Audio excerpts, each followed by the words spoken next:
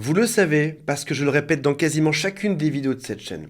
Le silence radio, c'est la meilleure méthode pour récupérer son ex.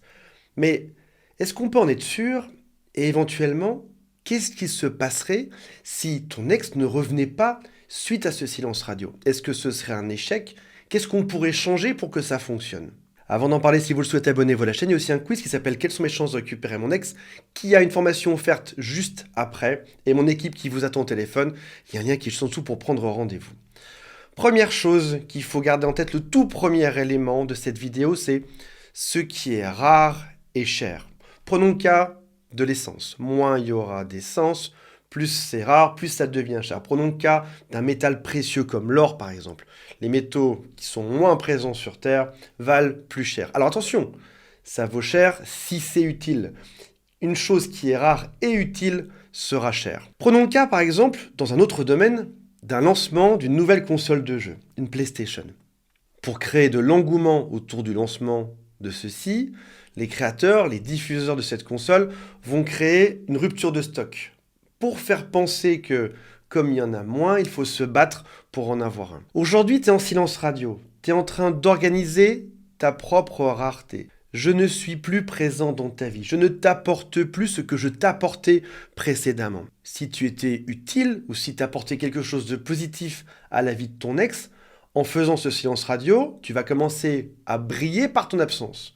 Au début, ton ex sera fier, partira et se dira « tant mieux, j'en pouvais plus ». Et puis au bout de quelques jours, quelques semaines, ton ex réalise que sur le marché, les gens sont moins bien que toi et le manque commence à arriver. L'erreur classique, quand on parle de silence radio, c'est de commencer à douter.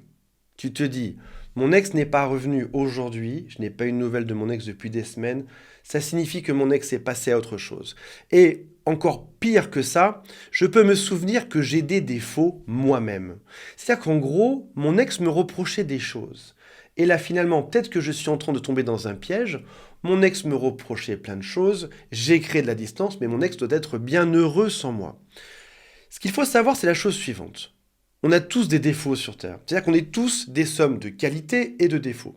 Tous les humains ont ça. Quand on est dans ce silence radio, on a tendance à s'en vouloir, à ne pas avoir le résultat et donc à se dire si je n'ai pas de résultat, ça signifie que mes défauts sont trop gros, qu'ils sont trop présents, que mon ex ne voit que ça et donc on ne se remettra pas ensemble. Tu deviens focalisé sur ta mauvaise partie, qu'on a tous, mais tu es focus sur ta mauvaise partie et tu en oublies ta bonne partie. Pour que cette mauvaise partie soit compensée, la seule envie que tu as, c'est que ton ex te voit aujourd'hui.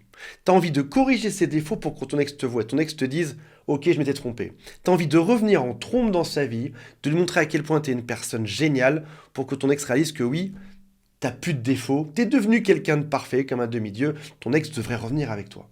Garde toujours en tête cette équation, tu es une personne humaine, vous avez une belle relation ensemble, tu as bien évidemment apporté beaucoup de choses positives à ton ex. Vous avez eu un couple chouette. Ok, il y a eu des disputes vers la fin, mais votre couple était plein d'amour. Il y a eu plein de bonnes choses dedans. Si ton ex s'en fiche malgré tout, tu peux déjà te poser une première question, c'est est-ce que j'étais nécessaire dans sa vie? Si jamais ce soir tu te disputes avec ta mère, vous avez des mots qui sont un peu durs. Tu raccroches et tu te dis « plus jamais je l'appellerai ». Que ce soit ta mère, ton frère, un collègue de travail ou un ami. Plus jamais je l'appellerai, sur le coup de la colère. Au bout de quelques heures ou quelques jours ou quelques semaines, tu vas rappeler cette personne. Parce que malgré les disputes, tu étais nécessaire à leur vie. Les gens vont revenir parce que tu étais utile, parce qu'ils t'aiment bien malgré tout, parce que tu es important dans leur vie. Si ta mère revient, si tes meilleurs amis reviennent, et si l'amour de ta vie ne revient pas, c'est-à-dire que même lorsque je suis absent, ça ne change absolument rien à leur vie. Alors, pourquoi est-ce que j'irais mettre ma présence là-dedans, qui a priori ne ferait que les importuner? Deuxième question à te poser, c'est est-ce que lorsqu'ils t'ont fait des critiques, quand ils t'ont remis en question, lorsqu'ils t'ont accusé de tous les maux, ou d'avoir plein de défauts, ou que tout était de ta faute, est-ce que c'était pas des prétextes? Beaucoup d'hommes partent, beaucoup de femmes aussi partent, en se disant que quelqu'un d'autre serait mieux. Alors qu'en réalité, c'est pas que l'autre serait mieux, c'est juste que quelqu'un d'autre accepterait leur partie toxique. Quelqu'un d'autre dirait oui sans jamais hésiter. C'est pas que t'es la mauvaise personne, c'est juste que t'as peut-être su mettre des limites à certaines choses. Et ils n'ont pas envie de ça. Ils ont envie d'être délirants et toi tu l'acceptes pas. Et il y a quelqu'un d'autre sur Terre qui va accepter qu'il soit délirant. Ça signifie que souvent on se dit que c'est de notre faute. J'aurais pas dû faire ça. J'ai des défauts, j'ai pas été assez bon, je me remets en question, je dois prouver quelque chose. En réalité, de temps en temps, c'est pas toi le problème.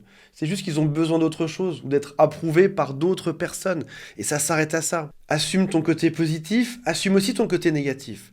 Assume toutes tes qualités, assume aussi tous tes défauts. Et trouve une personne qui sera comme toi ou qui va t'accepter tel que tu es, avec tes qualités et tes défauts.